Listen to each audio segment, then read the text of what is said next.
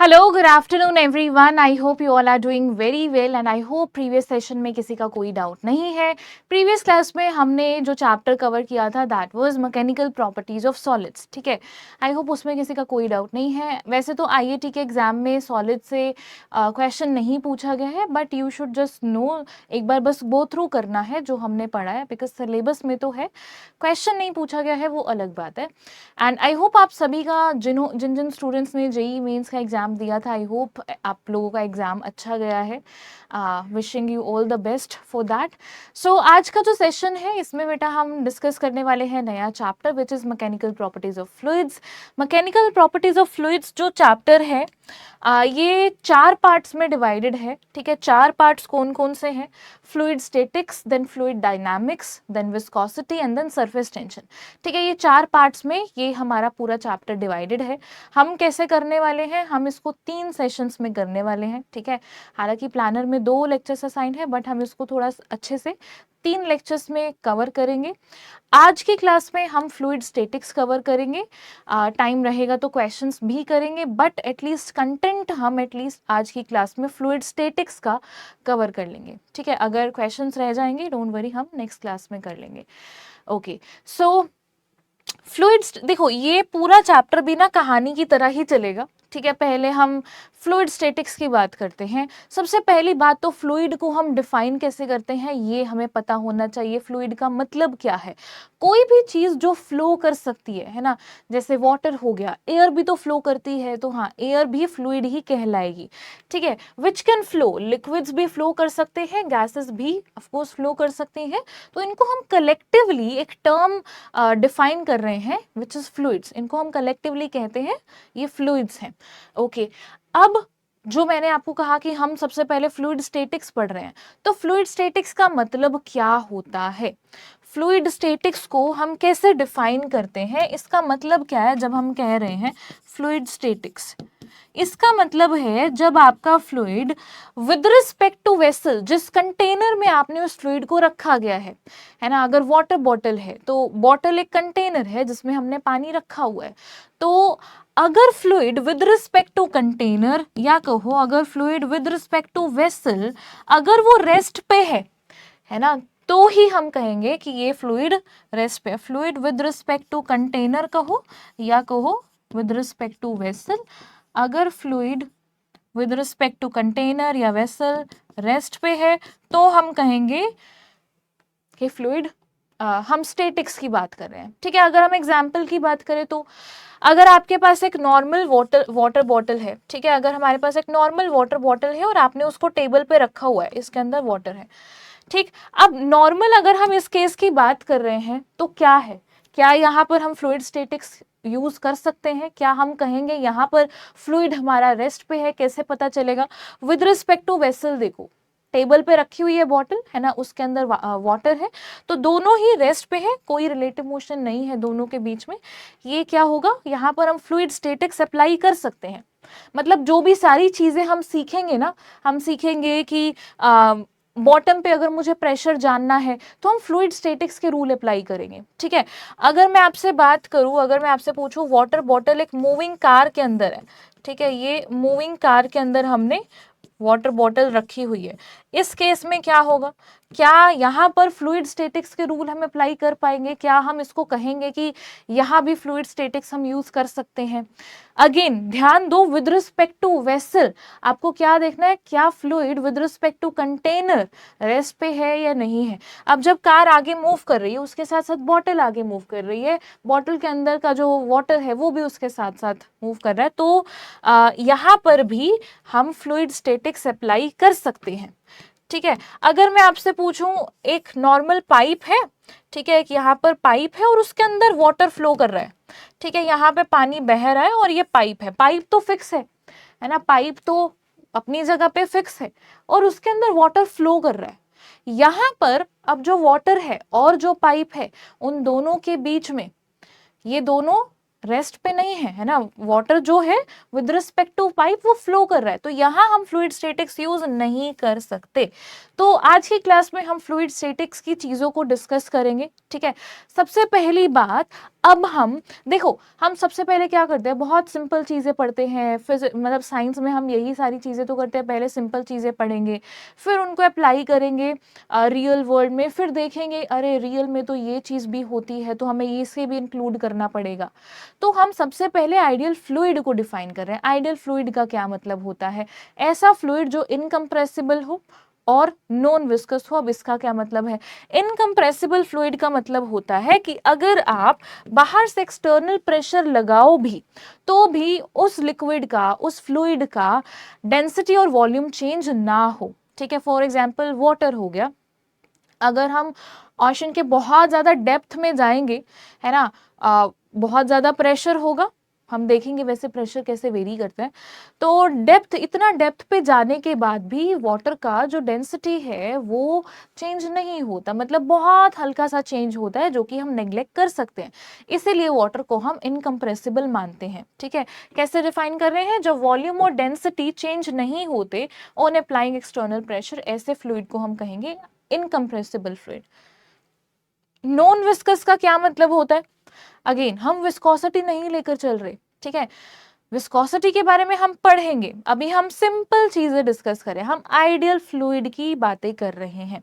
ठीक है, non viscous के केस में क्या होगा, नॉन विस्कस को हम कैसे डिफाइन करते हैं बेटा, जिस तरीके से फ्रिक्शन होता है ना, लेट्स सपोज एक ऑब्जेक्ट है ना, टेबल के ऊपर आपने एक ब्लॉक रखा हुआ है, अगर ब्लॉक मूव कर रहा है तो जब भी रिलेटिव मोशन होता है तो हम कहते हैं फ्रिक्शन होता है। फ्रिक्शन क्या करता है, रिलेटिव मोशन को अपोज करता है। उसी तरीके से अगर फ्लूइड की लेयर्स के बीच में रिलेटिव मोशन है तो विस्कोसिटी होगी, है ना, ये डिटेल में हम डिस्कस करेंगे विस्कोसिटी के बारे में।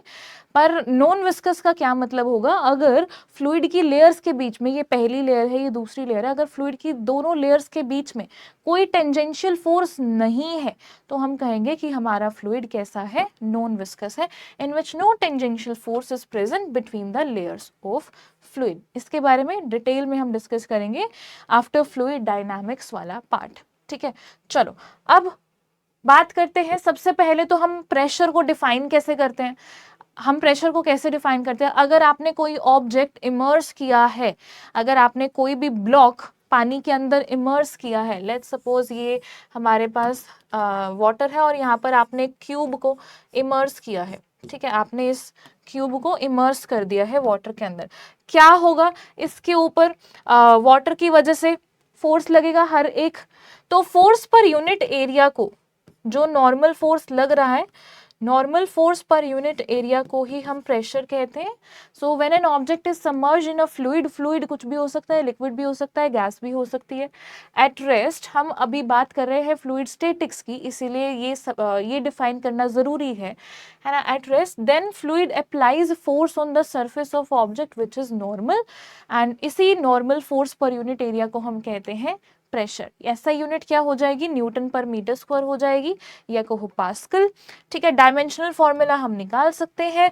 अब जनरली जो प्रेशर है हम उसको पास्कल में भी मेजर करते हैं, ऐसा यूनिट तो इसकी पास्कल है ना, या तो कहो न्यूटन पर मीटर स्क्वायर या कहो पास्कल।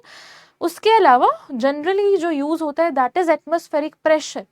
एटमॉस्फेरिक प्रेशर क्या होता है, अगर मैं जनरली आपको बताऊं एटमॉस्फेरिक प्रेशर क्या होता है, तो एटमॉस्फेयर में जो गैस और मॉलिक्यूल्स हैं, है ना, वो लिक्विड के सरफेस पे, अगर हमारे पास कंटेनर में कोई फ्लूइड है तो और बाहर गैस मॉलिक्यूल्स हैं, है ना, तो जो एटमॉस्फेयर में गैस मॉलिक्यूल्स प्रेजेंट हैं वो उस लिक्विड के सरफेस पे कितना प्रेशर लगा रहे हैं, सो वो हम कहेंगे कि वो एटमॉस्फेरिक प्रेशर है। नॉर्मली जो गैस मॉलिक्यूल्स लगा रहे हैं pressure, that is your atmospheric pressure, किसके इक्वल होता है 1.01 इंटू 10⁵ पास्कल। ठीक है, अब बात करते हैं प्रेशर कैसे वेरी करता है with respect to height. Height के साथ साथ प्रेशर कैसे वेरी करता है, बहुत सिंपल सी चीजें हैं। ठीक है, अगर आपके पास इधर एक कंटेनर है, इसके अंदर फ्लूइड है जिसकी डेंसिटी रो है, इसके अंदर जो फ्लूइड है उसकी डेंसिटी रो है, हमें जानना है, हमें क्या जानना है कि अगर मैं लेट्स सपोज, देखो यहाँ ये तो आपका वो पॉइंट है, यहाँ पर कितना प्रेशर होगा, इस पॉइंट पे बिल्कुल टॉप सरफेस वाले पॉइंट पे कितना प्रेशर होगा, टॉप सरफेस वाले पॉइंट पे कौन प्रेशर लगा रहा होगा, बाहर के जो गैस मॉलिक्यूल्स प्रेजेंट है एटमॉस्फेयर में सिर्फ वही लगा रहे होंगे, है ना। तो इस पॉइंट पे तो जो प्रेशर होगा that will B P note, जिसको हम कह रहे हैं एटमॉस्फेरिक प्रेशर। ठीक है, दूसरी चीज अब हम जानना चाहते हैं, जब हम यहां से नीचे आ रहे हैं, लेट्स सपोज मैं एच हाइट नीचे आई हूं, तो इस पॉइंट पे मुझे प्रेशर जानना है, P2 की वैल्यू क्या है, हम ये कैसे कैलकुलेट करेंगे। हम क्या करते हैं, हम एक इमेजिनरी पोर्शन ले रहे हैं, हम यहाँ पर एक इमेजिनरी सिलेंडर ले रहे हैं, है ना। ये कोई ऑब्जेक्ट नहीं है, ऐसा नहीं है मैंने इसके अंदर सिलेंडर को इमर्स करवाया, हम सिर्फ और सिर्फ इसे लिक्विड का एक छोटा सा हिस्सा ले रहे हैं, सिलेंडर शेप का ले रहे हैं। ठीक है, अब हम ये बात करते हैं कि इतने से पोर्शन के ऊपर कौन कौन से फोर्सेस लग रहे हैं। हम सिर्फ ये ऐसा समझ लो छोटा सा एलिमेंट ले रहे हैं, है ना, बहुत सारा वाटर है, छोटा सा हिस्सा ले रहे हैं, इसके ऊपर कौन कौन से फोर्सेस लग रहे हैं, अब इसकी बात करते हैं। तो बेटा यहाँ पर अगर प्रेशर पी नोट है तो यहाँ पर कितना फोर्स लग रहा होगा, अगर यहाँ पर प्रेशर पी नोट है तो यहाँ पर कितना फोर्स लग रहा होगा, और इसका हम क्रॉस सेक्शनल एरिया ए ले रहे हैं, है ना, ये जो हमने चूज किया इसका क्रॉस सेक्शनल एरिया हम ए ले रहे हैं, तो यहाँ पर कितना फोर्स लग रहा होगा, पी नोट इंटू ए लग रहा होगा। ठीक है, क्योंकि प्रेशर क्या होता है, परपेंडिकुलर फोर्स बाय एरिया, तो फोर्स हम कह सकते हैं pressure into area, P note into A will be the force. यहाँ पर कितना फोर्स लग रहा होगा, यहाँ पर कौन लगा रहा होगा, ये जो पूरा फ्लूइड है नीचे, ये यहाँ पर जो फोर्स लगा रहा होगा वो किसके इक्वल होगा, अगर यहाँ पर प्रेशर P2 है तो यहाँ पर P2A आ जाएगा, और क्या लग रहा है, इसका खुद का ग्रेविटेशनल फोर्स भी होगा, इसके ऊपर ग्रेविटेशनल फोर्स भी लग रहा होगा, है ना, mg इसके ऊपर नीचे लग रहा होगा, mg इसके ऊपर नीचे लग रहा होगा। तो हम बात कर रहे हैं फ्लूइड स्टेटिक्स की, फ्लूइड हमारा रेस्ट पे है विद रिस्पेक्ट टू कंटेनर। ठीक है, तो यहाँ पर फोर्सेस को हम बैलेंस आउट कर देंगे, क्या आ जाएगा, P naught A plus M G is equals to P two A. ठीक है, तो हमारी इक्वेशन देखो, हमें P2 ही निकालना है, इसको यहीं रखते हैं, P naught A plus mass कितना होगा इसका, मास क्या होता है, density into volume, density into volume into G, और वॉल्यूम किसके इक्वल लिख सकते हैं, अगर इसका क्रॉस सेक्शनल एरिया ए है और इसकी हाइट h है ना, तो हम लिख सकते हैं, इधर आ जाएगा डेंसिटी इज इक्वल्स टू, अच्छा ये तो हमने लिख दिया वॉल्यूम, वॉल्यूम आ जाएगा आपका एरिया इंटू एच इंटू जी। अब ध्यान दो, एरिया ए कैंसिल आउट हो रहा है और आपको मिल गया P2 इज इक्वल्स टू, हमें क्या मिल गया है, हमें मिल गया है P2 is equals to P naught plus rho ji h, जहां पर रो क्या है, लिक्विड की डेंसिटी है। ठीक है, रो क्या है, यहाँ पर लिक्विड की डेंसिटी है, फ्लूइड की डेंसिटी है। ठीक है, एच क्या है, जितनी हाइट नीचे हम देख रहे थे, ध्यान दो यहां से एरिया कैंसिल आउट हो गया, बहुत बड़ी इंपॉर्टेंस है ये एरिया वाली टर्म कैंसिल आउट हो जाने की, वो मैं अभी बताऊंगी आप लोगों को। ठीक है, चलो अब अगर मैं बात करूं, देखो हमने ध्यान दिया होगा कि जैसे जैसे आप नीचे जा रहे हो ना तो प्रेशर बढ़ रहा है ना। P2 किसके इक्वल आ रहा है, जनरल हम ऐसे लिख सकते हैं, P2 is equals to P1 plus rho ji h. जैसे जैसे हम नीचे आ रहे हैं, अगर मैं H की वैल्यू बढ़ा रही हूँ, है ना, यहाँ पर फिर यहाँ फिर नीचे, जैसे जैसे हम नीचे आ रहे हैं, डेप्थ में नीचे जा रहे हैं, प्रेशर बढ़ रहा है क्योंकि ये टर्म बढ़ रही है। ठीक है, अगर मैं सेम हाइट की बात करूं तो क्या होगा, ये तो हमने विद रिस्पेक्ट टू हाइट देख लिया, सेम हाइट पे क्या होगा, एट सेम लेवल क्या होगा, एट सेम लेवल कहो या एट सेम हाइट कहो तो क्या होगा, आई थिंक ये चीज मैंने यहाँ भी लिखी है, हाँ सेम हाइट या सेम लेवल पे क्या हो जाएगा, एक बार मैं ये बता देती हूँ आप लोगों को। तो अगर हम सेम हाइट की बात कर रहे हैं तो एच की वैल्यू तो 0 हो जाएगी, है ना, एच की वैल्यू तो 0 हो जाएगी। अगर मैं यहाँ पर एक पॉइंट ले लूँ और यहाँ पर एक पॉइंट ले लूँ तो एच की वैल्यू तो 0 हो जाएगी। वहां से भी हम कह सकते हैं कि हाँ सेम हाइट पे मतलब सेम लेवल पे प्रेशर सेम रहेगा, गिवन कि फ्लूइड पूरा सेम ही है ना, पूरे कंटेनर में सेम ही फ्लूइड है, क्योंकि रो फॉर्मूला क्या होता है, P2 is equals to P1 plus rho ji h, है ना। तो इसको हम ऐसे भी देख सकते हैं, इसको हम ऐसे भी देख सकते हैं, यहाँ पर अगर आप सिलेंडर ड्रॉ कर लो, अगर हम यहाँ पर सिलेंडर ड्रॉ कर लें, है ना। और अब ध्यान दो हॉरिजॉन्टल फोर्सेस इसके ऊपर कौन कौन से लग रहे हैं। यहाँ पर लेट्स सपोज यहाँ पर प्रेशर P1 है, यहाँ पर प्रेशर P2 है, और मुझे यही चेक करना है, P1 और P2 का ही मुझे रिलेशन फाइंड आउट करना है। ठीक है, क्या करें, यहाँ पर P1A फोर्स लग रहा होगा, यहाँ पर P2A फोर्स लग रहा होगा, इसके अलावा क्या और कोई फोर्स लग रहा है हॉरिजॉन्टल डायरेक्शन में, तो सीधा सीधा हम कह सकते हैं P1A is equals to P2A। यहाँ से क्या आ जाएगा, P1 जो है वो P2 के इक्वल है। जब हम सेम हाइट की बात कर रहे हैं तो प्रेशर इज सेम एक गिवन लिक्विड के अंदर। ठीक है, एक लिक्विड के अंदर जो सेम लेवल की अगर हम बात करते हैं, सेम लेवल पे जो प्रेशर होगा that will be same. This is the right way, this is the right way to see this. यहाँ पर बेटा P is equals to P naught plus rho ji h, ये जो हमारा एक्सप्रेशन आया है, यहाँ पर P को हम कहते हैं एब्सोल्यूट प्रेशर। ठीक है, P नोट क्या है, एटमॉस्फेरिक प्रेशर है, रो जी एच क्या है, गेज प्रेशर है। ये सिर्फ आपको नोटेशंस पता होनी चाहिए। ठीक है, P जो है यहाँ पर एब्सोल्यूट प्रेशर है, P नोट क्या है, एटमॉस्फेरिक प्रेशर है, एंड रो जी एच वाली टर्म क्या है, गेज प्रेशर है। ओके चलो, अब एक बहुत ही इंपॉर्टेंट चीज जो मैंने आपको कहा था कि एरिया वाली टर्म तो कैंसल आउट हो जाती है, एरिया वाली टर्म कैंसल आउट हो जाती है। इसका इंपॉर्टेंस क्या है, इसका इंपॉर्टेंस ये है कि आपका वेसल किसी भी शेप का हो, अगर आपका वेसल इस शेप का है ना, आपका वेसल इस शेप का है, इसके अंदर आपने लिक्विड फिल किया हुआ है, आपका वेसल इस शेप का है, ठीक है, ऊपर से बहुत नैरो है और नीचे से वाइड है। ठीक है, आपका वेसल किसी भी शेप का हो, अगर आपको प्रेशर फाइंड आउट करना है, लेट्स सपोज मैंने ना दोनों में सेम हाइट का लिक्विड इसमें पोर किया है। ठीक है, और मैं इसी पॉइंट पे देखना चाह रही हूँ, इस पॉइंट पे देखना चाह रही हूँ, यहाँ पर कितना प्रेशर है, यहाँ पर कितना प्रेशर है, ये सब कुछ सेम है, ये हाइट सेम है, लिक्विड सेम है, सब कुछ सेम है। ठीक है, तो यहाँ पर और यहाँ पर जो प्रेशर है वो सेम रहेगा। प्रेशर का फॉर्मूला ध्यान रखना है, P is equals to P naught plus rho ji h. ठीक है, डेंसिटी सेम है क्योंकि मैंने सेम लिक्विड लिए हैं, G की वैल्यू सेम है, H की वैल्यू भी सेम है क्योंकि मैंने उतनी ही हाइट का लिक्विड इसमें डाला है, उतनी हाइट का लिक्विड इसमें डाला है। ठीक है, और अगर हम सेम लेवल की बात करते हैं तो प्रेशर सेम रहेगा। एरिया की टर्म कैंसिल आउट हो रही थी, शेप पे डिपेंड नहीं करता। और इसको हम ऐसे इंट्यूटिवली भी सोच सकते हैं, कैसे, हमें ऐसा लग रहा होगा कि इसमें ज्यादा लिक्विड है तो इसमें प्रेशर ज्यादा होना चाहिए यहाँ पर, बट वो ज्यादा क्यों नहीं है, बैलेंस आउट कौन कर रहा है, बैलेंस आउट, ध्यान दो, ये जो कंटेनर की शेप है ना, थोड़ा सा ये होल्ड कर रही है ना, यहाँ से ये वाले लिक्विड को, ये वाले लिक्विड को, ये जो इसकी शेप है ये काइंड ऑफ इसको थोड़ा सपोर्ट कर रही है, होल्ड कर रही है। तो जो हम सोचते हैं कि प्रेशर ज्यादा होना चाहिए था, है ना, इस केस में ज्यादा होना चाहिए था क्योंकि ज्यादा फ्लूइड है इसके अंदर, वो बैलेंस आउट हो जाता है क्योंकि यहाँ पर जो कंटेनर की शेप है वो इसको होल्ड कर रही है। इस केस में क्या हो रहा है, इस केस में हमें लगेगा कि अरे यहाँ पर तो कम लिक्विड है तो यहाँ पर इस पॉइंट पे प्रेशर कम होना चाहिए।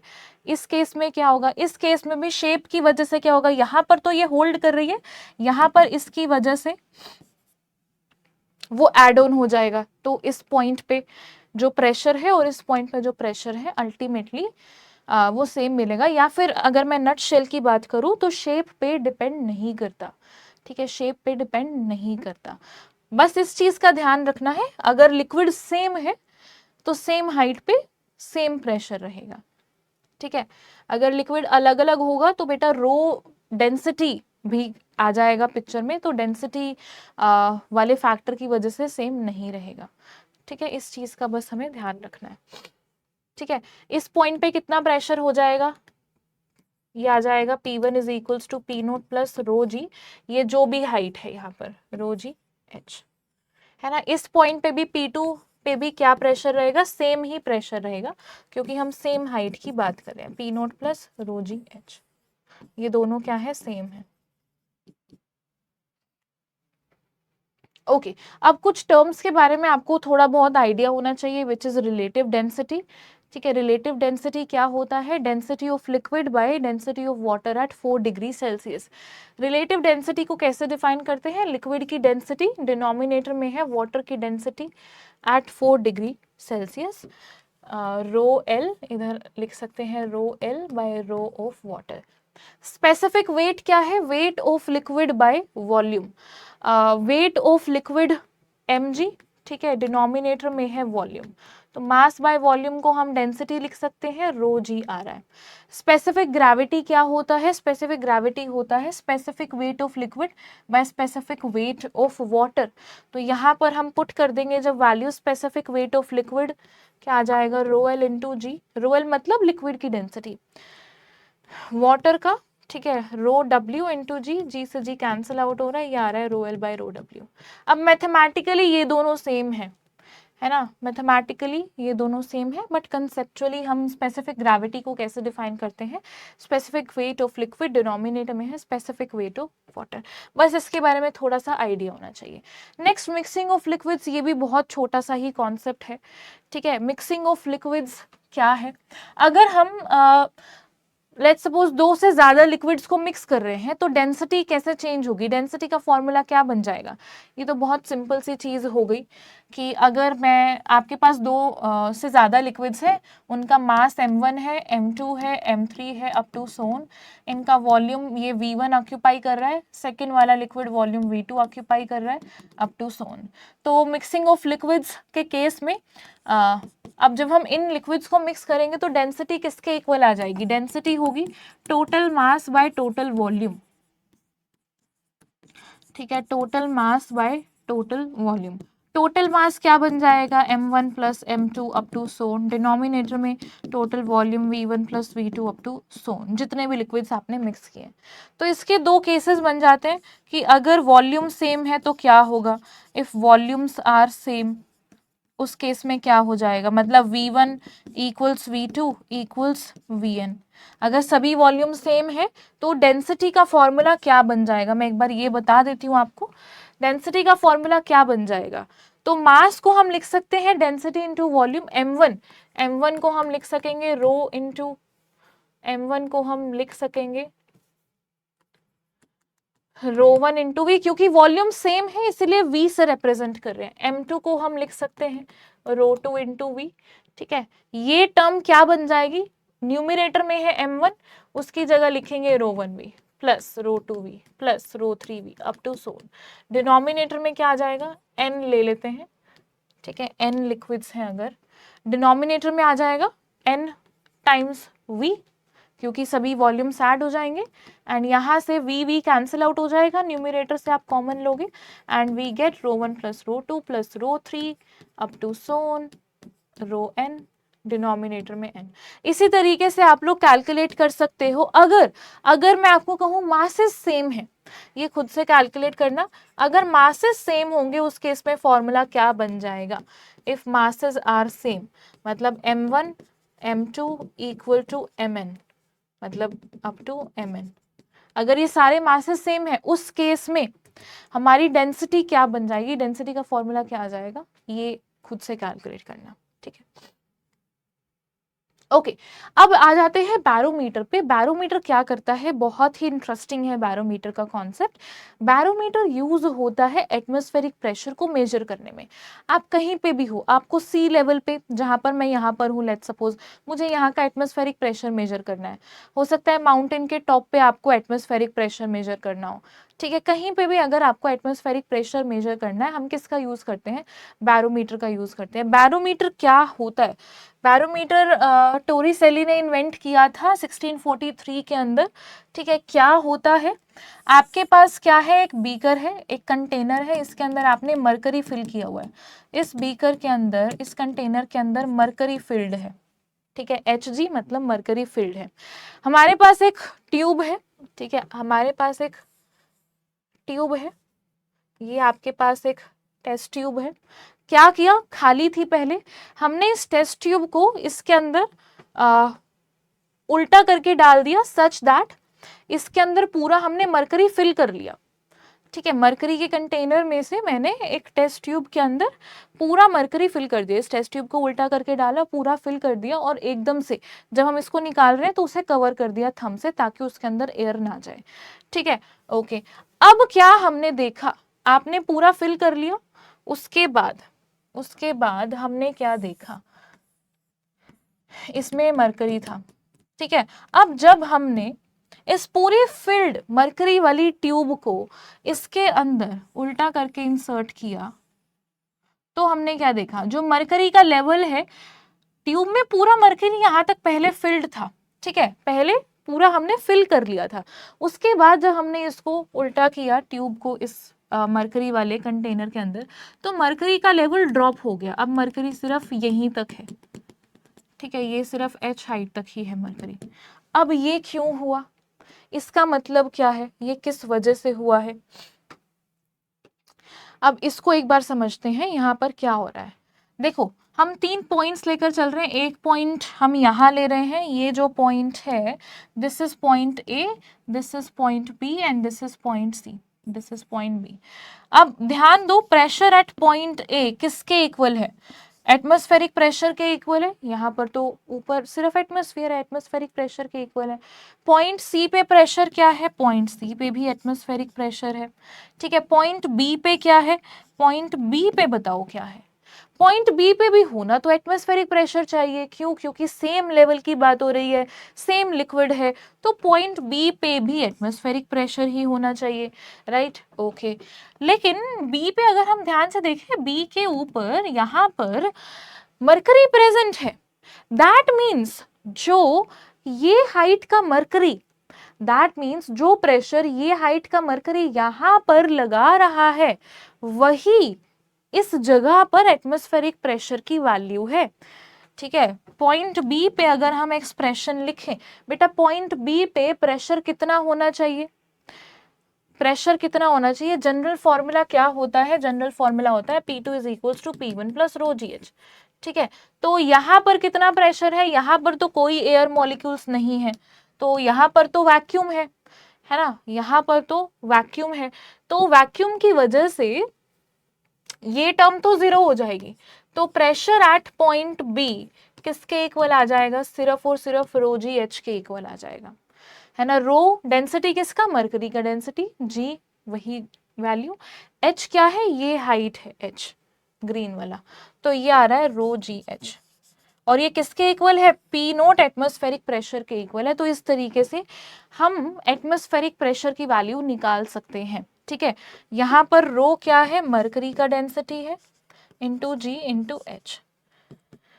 अब जब आप सारी वैल्यूज पुट करोगे ना, जब हम मरकरी की डेंसिटी पुट करेंगे जो कि होती है 13600 kg पर मीटर क्यूब, ठीक है, जब हम सारी वैल्यूज को पुट करेंगे तो हमें क्या मिलेगा, जब हम सारी वैल्यूज को पुट करेंगे तो हमें जो वैल्यू मिलती है, जो आपको वैल्यू मिलती है H की, अच्छा नहीं रुको, जो वैल्यू हमें P0 की मिलती है, ठीक है, P0 की वैल्यू जो मिलती है ऑफ कोर्स वो आ जाती है जब हम सी लेवल की बात कर रहे हैं ना, जब हम सी लेवल पे ये एक्सपेरिमेंट करेंगे एट सी लेवल, हमें ना हाइट जो मरकरी की देखने को मिलती है वो मिलती है 76 सेंटीमीटर, है ना। देखो ये तो हम रीडिंग ऑब्जर्व कर सकते हैं, ये जो टेस्ट ट्यूब है आपके पास यहाँ पर लेबल्स हैं, ये तो हाइट हम मेजर कर सकते हैं कि ये छोटी सी जो हाइट है ये किसके इक्वल है। तो ये जो हाइट हम मेजर करते हैं एट सी लेवल वो 76 सेंटीमीटर आती है।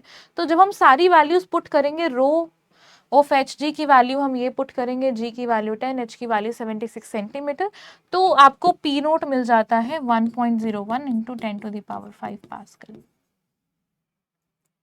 This is your atmospheric pressure. हमने इस तरीके से एटमॉस्फेरिक प्रेशर की वैल्यू निकाल ली है।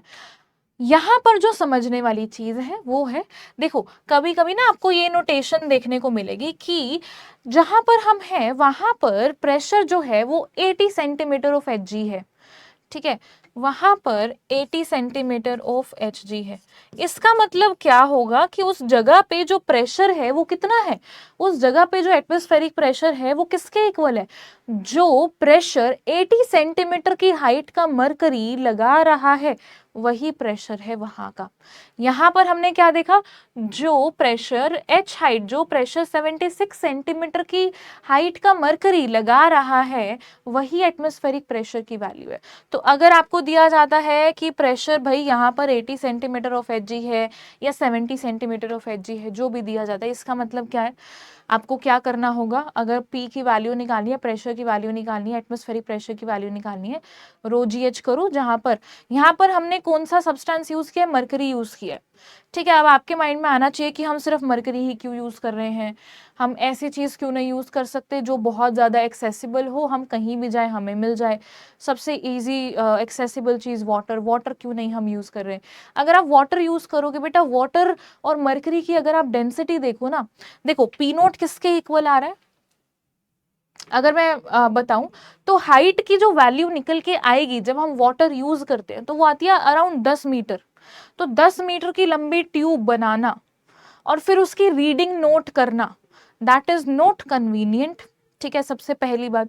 दूसरी चीज, हो सकता है आप ऐसी जगह पे हो जहां पर टेम्परेचर थोड़ा ज्यादा है, जिसकी वजह से वाटर के वेपर्स बन जाए यहाँ पर। अगर यहाँ पे वाटर वेपर्स बन जाएंगे तो यहाँ पर तो प्रेशर जीरो नहीं होगा, जो हमने इजीली इस पर्टिकुलर केस में, मरकरी के केस में, क्योंकि मरकरी वोलेटाइल नहीं होता, यहाँ पर प्रेशर जीरो कर दिया, क्योंकि यहाँ वैक्यूम है, कोई मॉलिक्यूल्स नहीं है ना। वाटर के केस में यहाँ पर जो वेपराइजेशन की वजह से होगा, उसका प्रेशर जो लग रहा होगा वो भी हमें लेना पड़ेगा। सो अल्टीमेटली हम मरकरी लेते हैं, और मरकरी के केस में भी हाइट कितनी आई है, 76 सेंटीमीटर आई है। मतलब आपको ट्यूब तो इसके लिए भी बड़ी ही चाहिए होगी, ऑल दो मरकरी बहुत ज्यादा डेंस है, इसकी डेंसिटी कितनी है, 13600 है।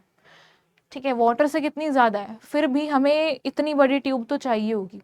मतलब 30 सेंटीमीटर का स्केल यहाँ तक होता है ना, 30 का डबल और उससे भी थोड़ा सा ज्यादा। चलो, दिस इज योर बैरोमीटर। हम एटमॉस्फेरिक प्रेशर को मेजर कर सकते हैं बैरोमीटर का यूज करके। अब आ जाते हैं मैनोमीटर पे। मैनोमीटर क्या करता है, अगर आपको फ्लूइड्स का प्रेशर कैलकुलेट करना है कि कोई भी फ्लूइड कितना प्रेशर लगा रही है, अगर आपको कन्फाइंड स्पेस में कोई फ्लूइड दिया गया है, लेट्स सपोज मैंने एक चैम्बर के अंदर, लेट्स सपोज इसके अंदर ना एक गैस फिल्ड है। ठीक है, इसके अंदर एक गैस फिल्ड है और मुझे इस गैस का प्रेशर कैलकुलेट करना है। अगर मुझे इसका प्रेशर कैलकुलेट करना है, क्या होगा, यहाँ पर एक यू ट्यूब है। ठीक है, यहाँ पर एक यू शेप्ड ट्यूब है,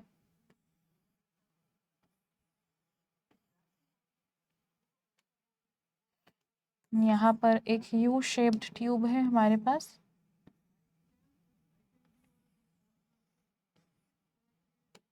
ठीक है, ओके। अब हम जानना चाहते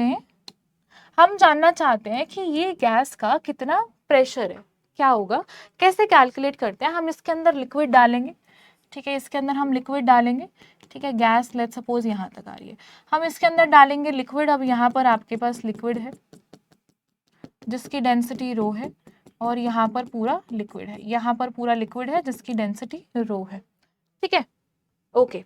तो बेटा अगर मुझे इसका प्रेशर कैलकुलेट करना है, यहाँ पर कितना प्रेशर होगा, जो प्रेशर ये गैस यहाँ पर लगा रही होगी, हम कह सकते हैं वही प्रेशर होगा। ठीक है, अल्टीमेटली मैनोमीटर का काम क्या है, अगर कन्फाइंड स्पेस में कोई भी फ्लूइड प्रेजेंट है, उसका प्रेशर हमें कैलकुलेट करना है, so we can use manometer. ठीक, तो क्या करें, अगर मैं ये वाला लेवल देखूं, अगर मैं एक बात बताओ, ये पॉइंट ए है और ये पॉइंट बी है, क्या पॉइंट ए और पॉइंट बी पे प्रेशर सेम होगा? यस होगा। क्यों होगा? क्योंकि सेम हाइट है और सेम लिक्विड की बात हो रही है। यहाँ पर ये इंटरफेस है ना, यहाँ गैस भी है और फिर यहाँ लिक्विड है, तो पॉइंट ए और पॉइंट बी दोनों सेम लिक्विड में है। ठीक है, सेम हाइट पे है, तो हम कह सकते हैं pressure at point A pressure at point B के इक्वल होगा। ठीक है, तो जो प्रेशर, इसका क्या मतलब हुआ, हमें प्रेशर एट ए निकालना है। प्रेशर एट ए किसके इक्वल है? जो प्रेशर यहाँ पर है, जो प्रेशर यहाँ पर है, यहाँ कितना प्रेशर होगा, अगर ये हाइट h है ना, और लिक्विड का जो डेंसिटी है वो रो है, तो प्रेशर एट पॉइंट बी हम क्या कह सकते हैं, यहाँ पर एटमॉस्फेयर की वजह से कुछ प्रेशर होगा पी नोट प्लस रो जी H, P naught plus rho जी एच। यहाँ पर रो क्या है, लिक्विड का डेंसिटी है, जी की वैल्यू 10 अप्रोक्सीमेटली, एच की वैल्यू ये हम यहाँ से देख सकते हैं। ठीक है, सो इस तरीके से हम प्रेशर कैलकुलेट कर सकते हैं। यहाँ पर जो प्रेशर ये गैस लगा रही होगी या फिर कहो इन जनरल ये फ्लूइड लगा रहा होगा, that will be equal to P naught plus rho ji h. Height क्या है, ये वाली हाइट है h। ठीक है, दिस इज योर मैनोमीटर। ठीक है, पास्कल्स लॉ क्या कहता है, पास्कल्स लॉ क्या कहता है, बहुत सिंपल सी चीज है, ध्यान से समझो। अगर आपके पास, पहले समझो फिर हम स्टेटमेंट्स पे जाएंगे। अगर आपके पास इस तरीके का कोई कंटेनर है, ठीक है, और इसके अंदर पूरा कोई लिक्विड फील्ड है, यहाँ पर पूरा एक लिक्विड फील्ड है, ठीक है, ओके। तो पास्कल्स लॉ ये कहता है अगर मैं यहाँ पर बाहर से कुछ प्रेशर लगाती हूँ ना, लेट्स सपोज यहाँ पर पिस्टन है, मैंने यहाँ से फोर्स लगाया, तो जो यहाँ से बाहर से एक्सटर्नल प्रेशर हम लगा रहे हैं, वो एक्सटर्नल प्रेशर इस लिक्विड के अंदर हर एक पॉइंट में ट्रांसमिट हो जाता है बिना कम हुए। स्टेटमेंट क्या है, अभी इसको समझते हैं। When an external pressure is applied to an enclosed fluid, अगर एक enclosed fluid के ऊपर बाहर external pressure लगाया जाता है, तो सारा वो external pressure liquid के अंदर, उस fluid के अंदर हर एक point पे transmit हो जाता है। That pressure is transmitted undiminished, undiminished का मतलब है कि बिना कम हुए, उसकी वैल्यू चेंज नहीं हो रही। बाहर से अगर एक्स्ट्रा प्रेशर आपने P1 लगाया था, तो हर एक पॉइंट पे जब हम प्रेशर देखेंगे तो P1 प्लस समथिंग होगा, undiminished to every point in a fluid. और ये चीज तो हमें ऑलरेडी पता है, बस स्टेटमेंट हम अब पढ़ रहे हैं। ऑलरेडी कैसे पता है, अगर नॉर्मली बेटा, अगर नॉर्मली यहाँ पर एयर है ना, तो इस पॉइंट पे तो एटमॉस्फेरिक प्रेशर होगा, है ना। आप नीचे आओगे, लेट्स सपोज आप एच हाइट नीचे आए, यहाँ पे कितना प्रेशर होगा, पी नोट प्लस रो जी एच होगा।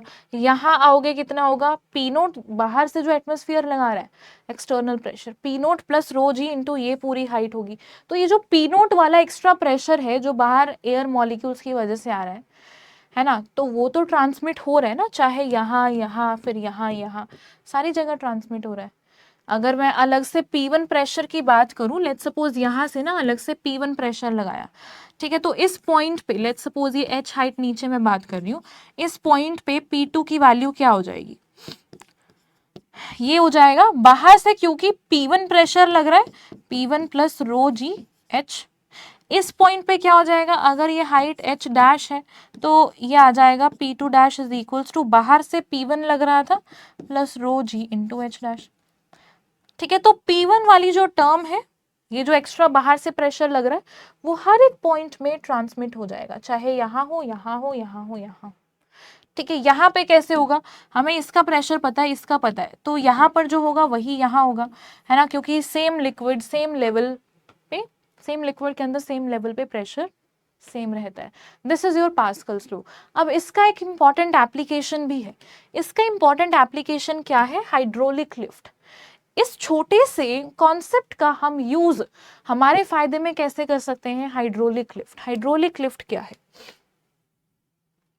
हाइड्रोलिक लिफ्ट क्या है, हम एक ऐसा कंटेनर ले रहे हैं, ठीक है, जिसमें एक यहाँ से जो ओपनिंग है वो बहुत नैरो है और यहाँ से वाइड है, ठीक है, यहाँ पर वाइड पिस्टन है, यहाँ पे छोटा पिस्टन है, यहाँ पे छोटा पिस्टन है, यहाँ पे बड़ा। इसका एरिया A2 कह दो, जो कि बड़ा है, इसका एरिया A1 कह दो, और इसके अंदर यहाँ पर क्या है, लिक्विड है, यहाँ पर है हमारे पास लिक्विड, ठीक है, ओके। अब इस छोटे से कॉन्सेप्ट का यूज हम कैसे कर सकते हैं, ध्यान दो। अगर हम यहाँ पर जब फोर्स लगाएंगे, जब हम यहाँ पर फोर्स लगाएंगे, हम ये नहीं भूलना, हम अभी फ्लूइड स्टैटिक्स की बात कर रहे हैं, हम उस केस की बात कर रहे हैं जब आपका सिस्टम इक्विलिब्रियम पे आ गया है, ठीक है।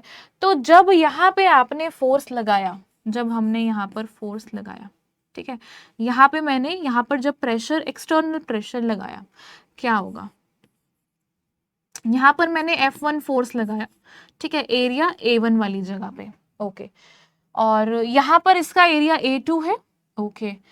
दूसरी चीज, क्योंकि ये दोनों सेम लेवल पे हैं, सेम लिक्विड है, तो हम कह सकते हैं कि pressure at point 1 is equals to pressure at point 2। क्योंकि इन दोनों पॉइंट्स का, क्योंकि यहाँ पर और यहाँ पर जो प्रेशर है वो सेम है, प्रेशर किसके इक्वल होता है, फोर्स पर यूनिट एरिया, तो यहाँ हम लिख सकते हैं F1 by A1 is equals to F2 by A2। ये F2 क्या है, यहाँ पर है, यहाँ पर जो फोर्स लगेगा, ओके। तो इसको इस तरीके से समझो, F1 बाय A1 आया है आपका F2 बाय A2 के इक्वल। अगर ये ना छोटा सा केस लेके समझने में सिंपल लगता है, इफ एरिया A1 जो है, अगर A1 जो है वो 1 सेंटीमीटर स्क्वायर एरिया था और मैंने फोर्स लगाया, सिर्फ मैंने 1 न्यूटन फोर्स लगाया, और एरिया A2 जो है ना वो है 100 सेंटीमीटर स्क्वायर का एरिया, A2 100 सेंटीमीटर स्क्वायर का एरिया है, तो बेटा F2 कितना आ रहा है, F2 किसके इक्वल आ रहा है, this is 1, this is 1, area इधर आ जाएगा, 100 न्यूटन आ रहा है फोर्स। मतलब कि यहाँ पर आपने बिल्कुल छोटा सा फोर्स अप्लाई किया, इस बिल्कुल छोटे से फोर्स लगाने से ही यहाँ पर आप 100 न्यूटन तक का फोर्स झेल सकते हो, यहाँ पर आप 100 न्यूटन तक का फोर्स झेल सकते हो।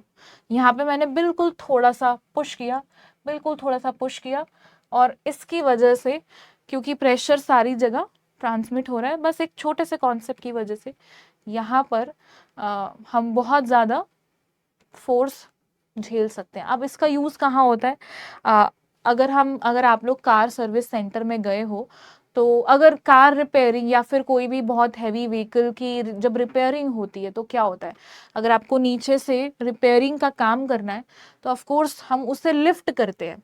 लिफ्ट कैसे करते हैं, आप लोगों ने अगर ये देखा हुआ हो, है ना, बस हम एक बटन प्रेस करते हैं और यहाँ पर कार हम लिफ्ट कर पाते हैं, यहाँ पर कार लिफ्ट कर पाते हैं। तो कार कितनी ज़्यादा हैवी है ना, बहुत कम फोर्स लगाने से ही हम यहाँ पर इतना हैवी वेट उठा सकते हैं, ठीक है। तो यही चीज़ you can say force multiplier है काइंड ऑफ, है ना, फोर्स आपका मल्टीप्लाई हो गया है, किस वजह से हुआ है, यहाँ का एरिया ज़्यादा है, यहाँ का एरिया कम है। This is your hydraulic lift, I hope this is clear, ठीक है। अब आ जाओ यू ट्यूब के कॉन्सेप्ट पे। अगर आपके पास यू शेप की ट्यूब है, ठीक है, हमारे पास एक यू शेप की ट्यूब है, ठीक है, ये आपके पास यू शेप की ट्यूब है। शुरू में जब मैं इसके अंदर कोई लिक्विड डाल रही हूँ, बहुत बेसिक से मैं आपको बता रही हूँ, शुरू में मैंने इसके अंदर कोई लिक्विड डाला, वाटर डाल दिया, क्या होगा, मैंने यहाँ से वाटर पोर किया, क्या होगा, वाटर इस तरीके से सेटल हो जाएगा, है ना, वाटर इस तरीके से सेटल हो जाएगा, ठीक है, कोई प्रॉब्लम नहीं है हमें। अगर मैं इसके अंदर एक दूसरा फ्लूइड ऐड करूं, अब अगर मैं इसके अंदर एक दूसरा अनदर फ्लूइड ऐड कर रही हूं, if another fluid is added, इस तरीके का फ्लूइड ले रहे हैं हम जो इमिसिबल है, इमिसिबल का मतलब है जो मिक्स नहीं हो सकते, हम कैसा फ्लूइड ऐड कर रहे हैं, इमिसिबल फ्लूइड, जो कि मिक्स नहीं हो सकते, इमिसिबल फ्लूइड हम ऐड कर रहे हैं, क्या होगा, अगर तो मैंने ऐसा फ्लूइड लिया है जिसकी डेंसिटी वाटर की डेंसिटी से ज्यादा है, तो क्या होगा, अगर मैंने एक ऐसा फ्लूइड लिया है, अगर मैंने एक ऐसा फ्लूइड लिया है,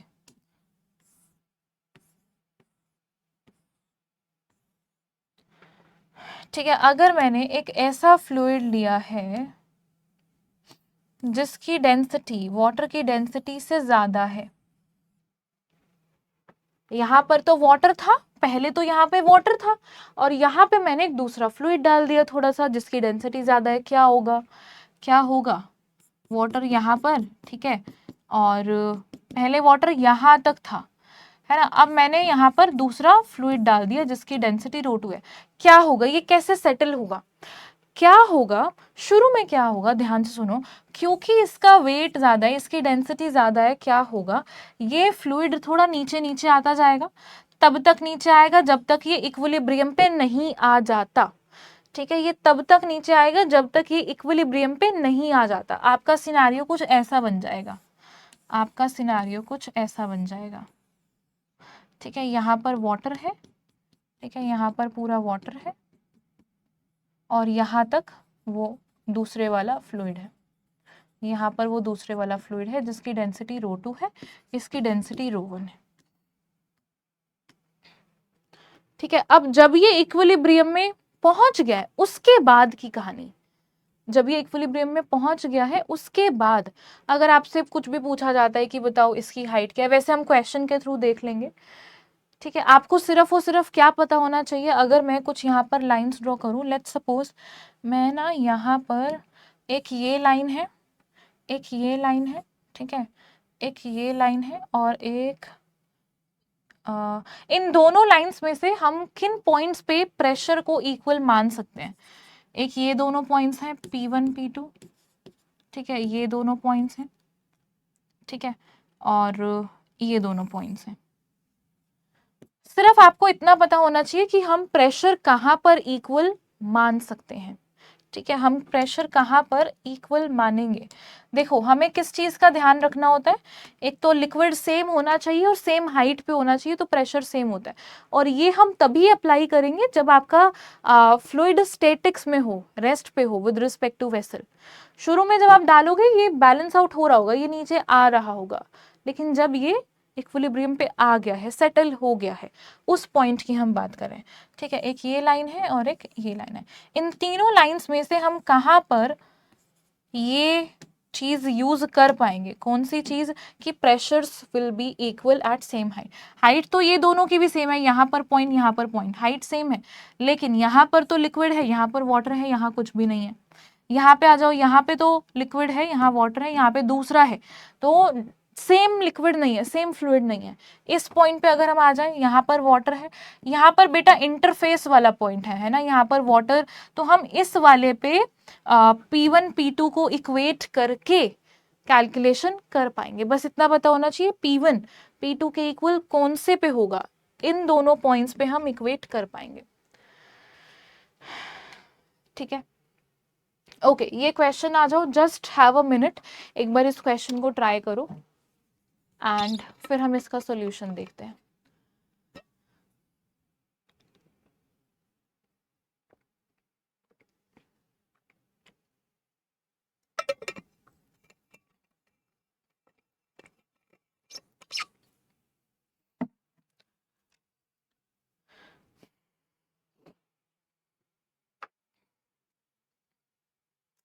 हमें क्या दिया गया है, देखो तीन लिक्विड्स है, ठीक है, ग्लिसरीन है, मरकरी है, ऑयल है।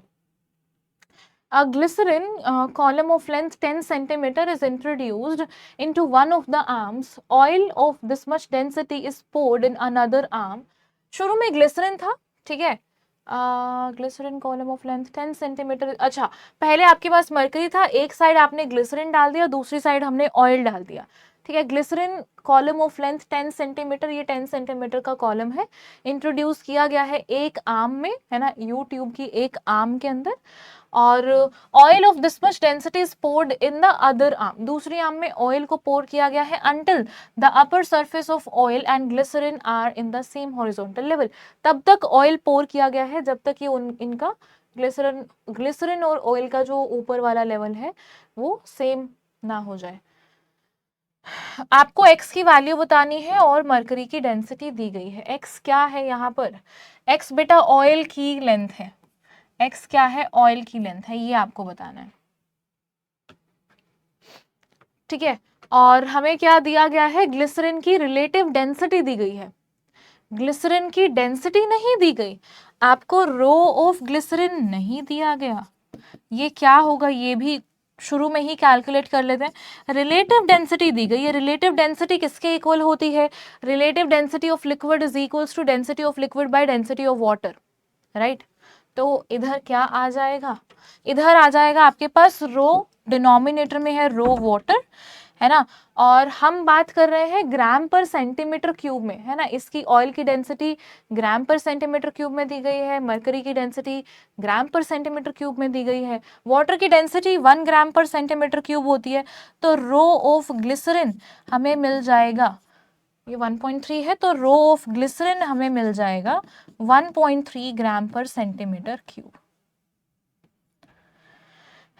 ठीक है, अब क्योंकि हमें x की वैल्यू निकालनी है, कैसे निकालेंगे, कौन से पॉइंट्स पे हम प्रेशर को इक्वेट कर सकते हैं, कौन से पॉइंट्स पे हम प्रेशर को इक्वेट कर सकते हैं।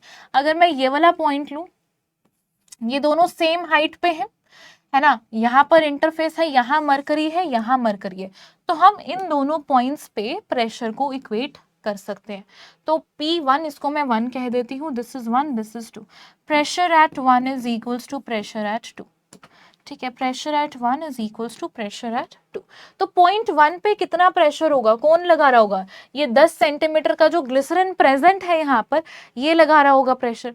ठीक है, तो किसके इक्वल होगा, किसके इक्वल होगा, ये आ जाएगा, मैं सीधा सीधा ρgh लिख रही हूँ, बाहर से एटमॉस्फेरिक प्रेशर वैसे भी कैंसिल आउट हो जाएगा दोनों साइड से। सो इधर आ जाएगा rho of glycerine g into H of glycerine is equals to point 2 पे कितना प्रेशर होगा, जो प्रेशर ये x लेंथ का ऑयल लगा रहा है और ये इतना मरकरी लगा रहा है, वो प्रेशर होगा पॉइंट 2 पे। तो इधर आ जाएगा rho oil g into H oil plus rho of H G into H of H G. सारी वैल्यूज पुट कर दो, आंसर आ जाएगा। ग्लिसरीन के लिए रो की वैल्यू है 1.3, this is 1.3, g cancel out हो रहा है, अभी ही कर दो, g and g cancel out हो रहा है। So 1.3 into H of glycerine क्या है, 10 सेंटीमीटर है, दिस इज 10 सेंटीमीटर, इसको मीटर्स में ले लें। ठीक है, दिस इज 10 सेंटीमीटर, इधर आ जाएगा, चाहे सेंटीमीटर में कर लो, ठीक है, आप सेंटीमीटर में भी कर सकते हो।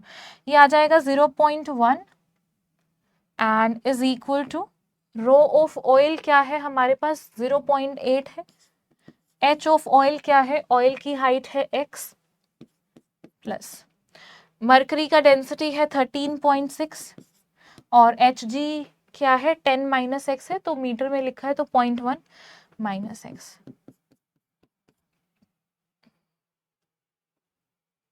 ठीक है, आपको x के लिए सॉल्व करना है, जस्ट सॉल्व फॉर x, आपको x की वैल्यू मिल जाएगी इस इक्वेशन से। सॉल्व करो x के लिए and let me know the answer, यहाँ से x की वैल्यू क्या आ रही है। चलो, सिंपल क्वेश्चन था। अब आ जाइए आगे, अपथ्रस्ट एंड बायोएंट फोर्स पे, अब इंटरेस्टिंग पार्ट शुरू हो जाएगा।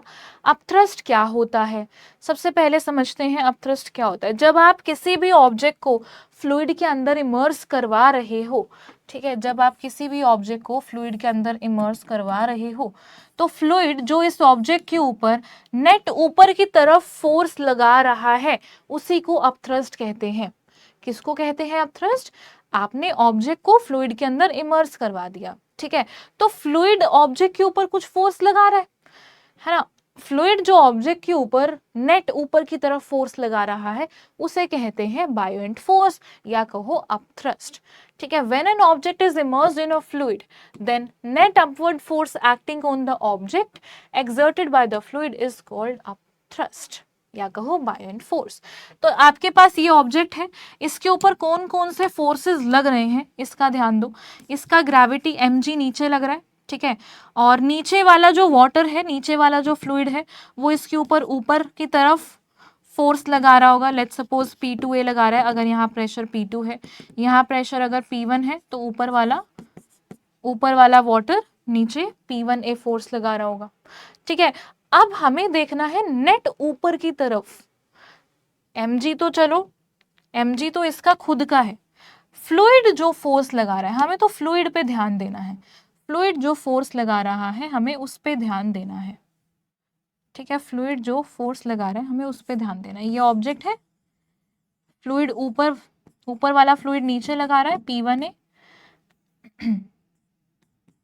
ठीक है, ऊपर वाला फ्लूइड नीचे लगा रहा है P1A, नीचे वाला फ्लूइड उसके ऊपर लगा रहा है P2A। तो नेट अपवर्ड फोर्स कितना है, यहाँ पर ऊपर की तरफ नेट फोर्स कितना है, ऊपर की तरफ नेट फोर्स कितना होगा P2A माइनस P1A, इसे सॉल्व करेंगे, यही आपका अपथ्रस्ट है, कुछ भी नहीं है। क्या आ जाएगा? P2A माइनस P1A, ये किसके इक्वल होगा? ओके तो हमें P2A माइनस P1A की वैल्यू यहां से निकालनी है, ठीक है, जस्ट अ सेकेंड।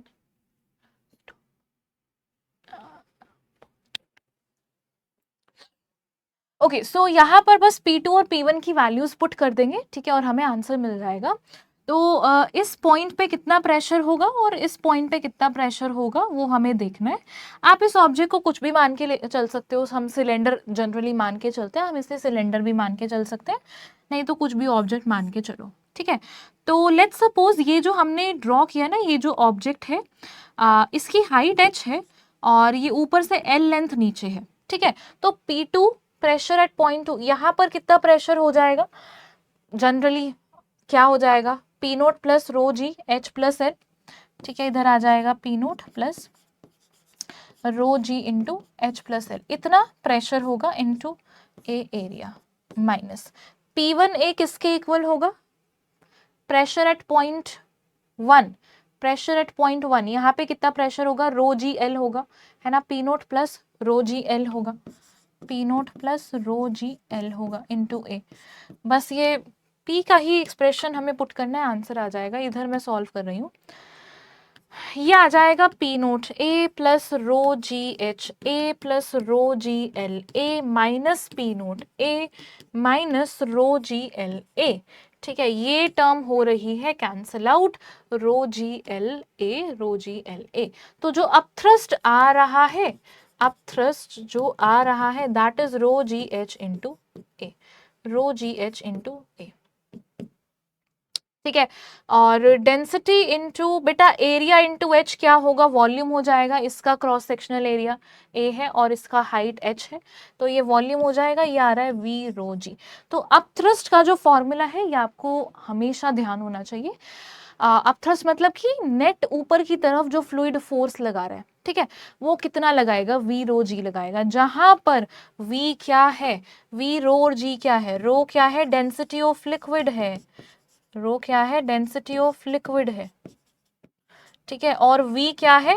वॉल्यूम उस ऑब्जेक्ट का जितना ऑब्जेक्ट वाटर के अंदर इमर्स है, यहाँ पर तो पूरा ही इमर्स था, ठीक है, तो ये क्या होगा? Volume of object, volume of object immersed, volume of object immersed in fluid, जितना हिस्सा पानी के अंदर इमर्स है उसका वॉल्यूम, ठीक। जी की वैल्यू हमें ऑलरेडी पता है, this is V rho g. Upthrust का ये फॉर्मूला याद होना चाहिए, वी रो जी, चाहे अपथ्रस्ट कहो चाहे बायोएंट फोर्स कहो। ओके, आर्किमिडीज प्रिंसिपल क्या कहता है? आर्किमिडीज प्रिंसिपल इसी के ऊपर ही बेस्ड है। अभी अभी हमने जो अपथ्रस्ट निकाला है यू की वैल्यू, वो किसके इक्वल आई है? वो वी रो जी के इक्वल आई है, ठीक है। तो ध्यान दो, बस इसी का मॉडिफाइड वर्जन है, इसी को हम मॉडिफाई कर रहे हैं थोड़ा सा। हमने क्या कहा? हमने कहा रो जो है वो लिक्विड की डेंसिटी है, ठीक है, और V वॉल्यूम क्या है? बेटा चाहे आप ये कहो कि वो वॉल्यूम ऑब्जेक्ट का जो पानी के अंदर इमर्स है, या तो आप ये कहो वॉल्यूम ऑफ लिक्विड जो डिस्प्लेस हुआ है।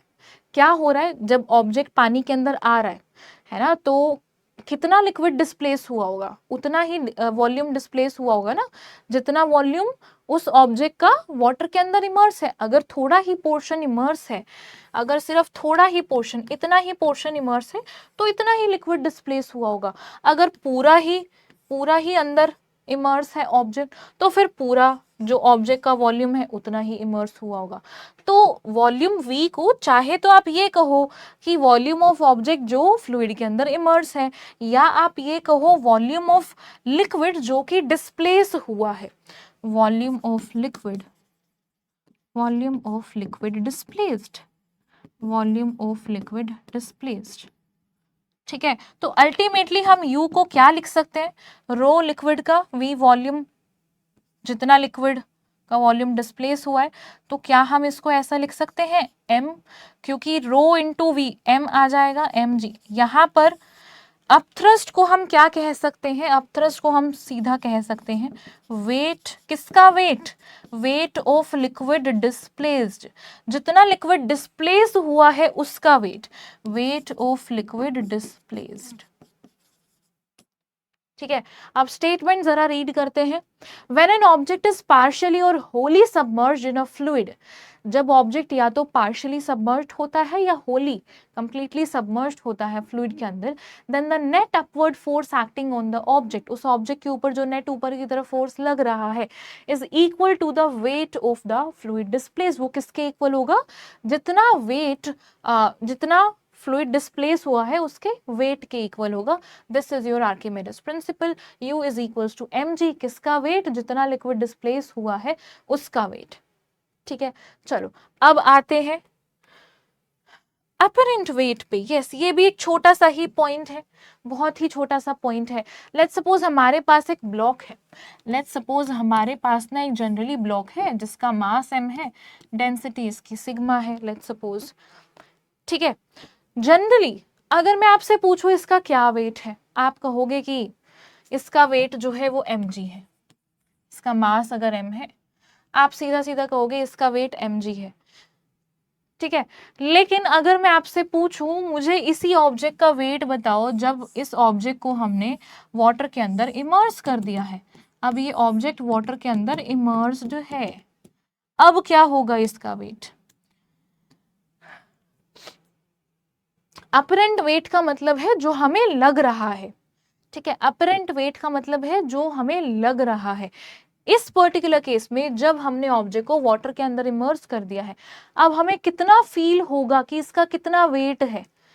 इसका खुद का देखो, ग्रेविटेशनल फोर्स नीचे mg होगा, ठीक है, लेकिन फ्लूइड भी तो ऑब्जेक्ट के ऊपर ऊपर की तरफ फोर्स लगा रहा है ना। ये जो फ्लूइड है, फ्लूइड इस ऑब्जेक्ट को लिफ्ट करने की कोशिश कर रहा है, जिसकी वजह से उतना पार्ट mg में से माइनस हो जाएगा, है ना। फ्लूइड इस ऑब्जेक्ट के ऊपर ऊपर की तरफ बायोएंट फोर्स लगा रहा है या कहो अपथ्रस्ट लगा रहा है। तो अपरेंट वेट अल्टीमेटली हमें क्या लगेगा? हमें जो इसका वेट फील होगा दैट विल बी लेसर। क्यों लेसर होगा? क्योंकि जो फ्लूइड है वो भी हमारी टीम में वो इस ब्लॉक को लिफ्ट करवा रहा है ना। तो अपरेंट वेट क्या हो जाएगा? mg minus buoyant force.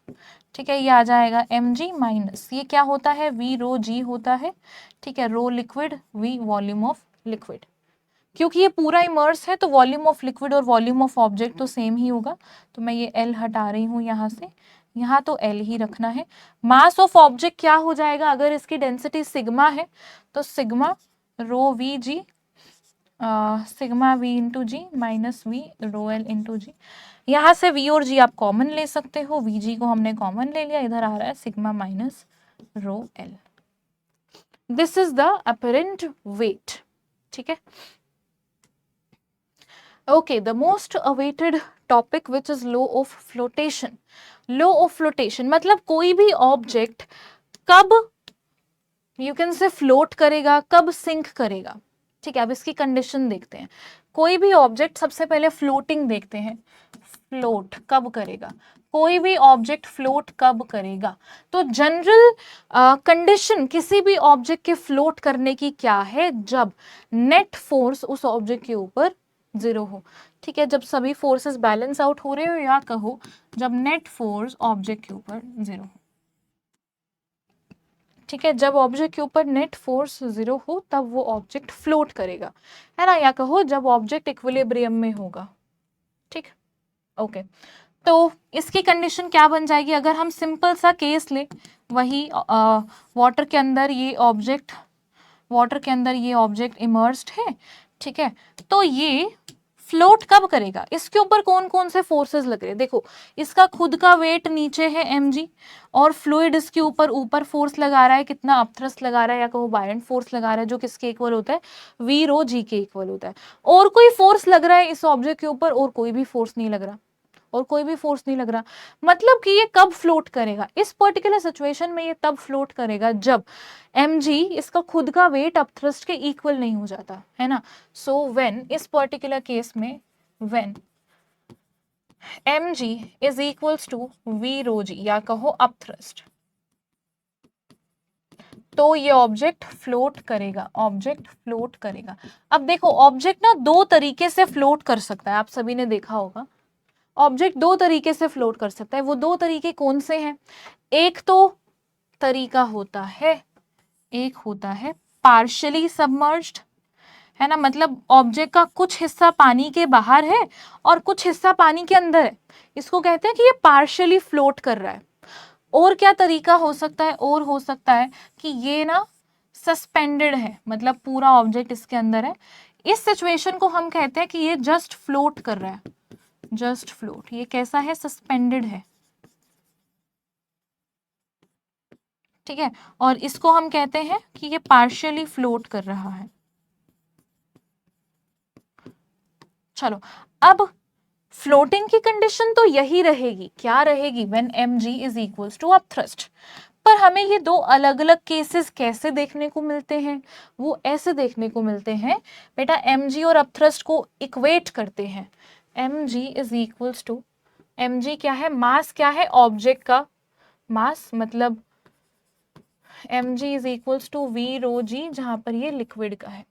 Mass of object, mass of body कहो, मास ऑफ ऑब्जेक्ट कहो, b लिख दिया मैंने, ब्लॉक लिख दिया, डेंसिटी ऑफ ब्लॉक, ठीक है, into volume of block into g is equals to volume of liquid, rho liquid into g, g से g हो गया cancel, rho B V B is equals to V L rho L.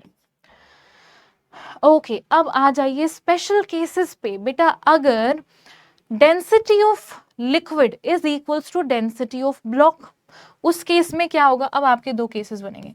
If density of body is equals to density of liquid, इस particular case में क्या आ रहा है? इस particular case में हमें देखने को मिल रहा है VB is equals to VL। मतलब कि अगर ऑब्जेक्ट और लिक्विड की डेंसिटी सेम है तो ये ऑब्जेक्ट किस तरीके से फ्लोट करेगा? पूरा का पूरा वॉल्यूम, बॉडी का पूरा वॉल्यूम, कितना लिक्विड डिस्प्लेस हो रहा है?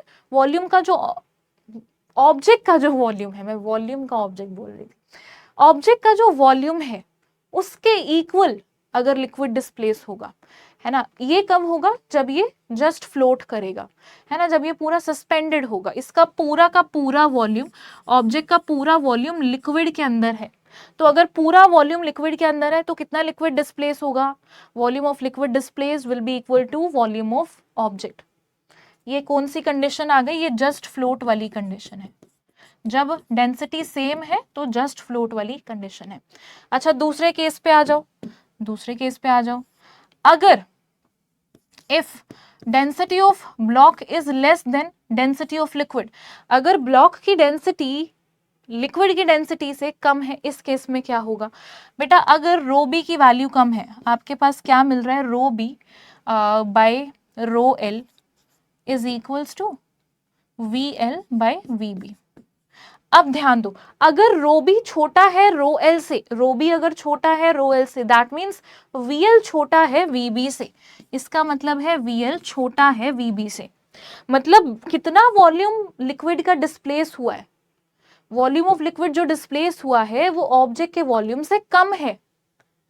ये कब होगा? जितना लिक्विड का वॉल्यूम डिस्प्लेस हुआ है वो कम है ऑब्जेक्ट के पूरे वॉल्यूम से। ऑब्जेक्ट का वॉल्यूम बड़ा है, जितना लिक्विड डिस्प्लेस हुआ है वो कम है, दैट मीन्स कंप्लीटली सबमर्ज नहीं है ना, जस्ट फ्लोट वाला कंडीशन नहीं है। अब ये पार्शियली फ्लोट कर रहा है, इसका कुछ हिस्सा पानी के अंदर है, कुछ हिस्सा पानी के बाहर है। इसी केस में तो होगा ऑब्जेक्ट का वॉल्यूम तो ये पूरा है, लेकिन लिक्विड कितना डिस्प्लेस हुआ है? सिर्फ इतना लिक्विड डिस्प्लेस हुआ है, ठीक है। ये जो सेकंड वाला सिनारियो है, this is your partial float वाला condition, this is partial float. इस केस में पार्शियली फ्लोट करेगा। फ्लोटिंग की कंडीशन वही है, क्या है?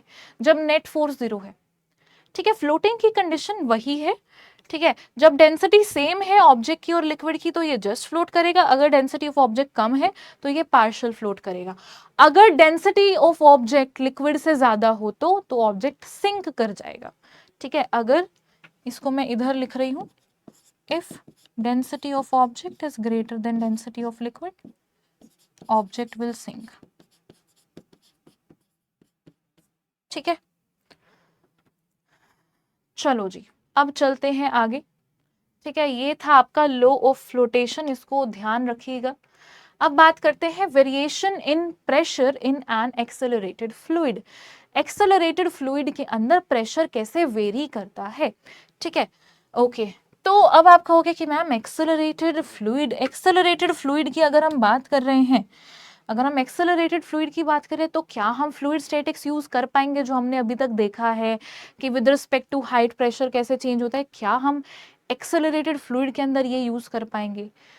वो देखो देखो अगेन हम बात कर रहे हैं,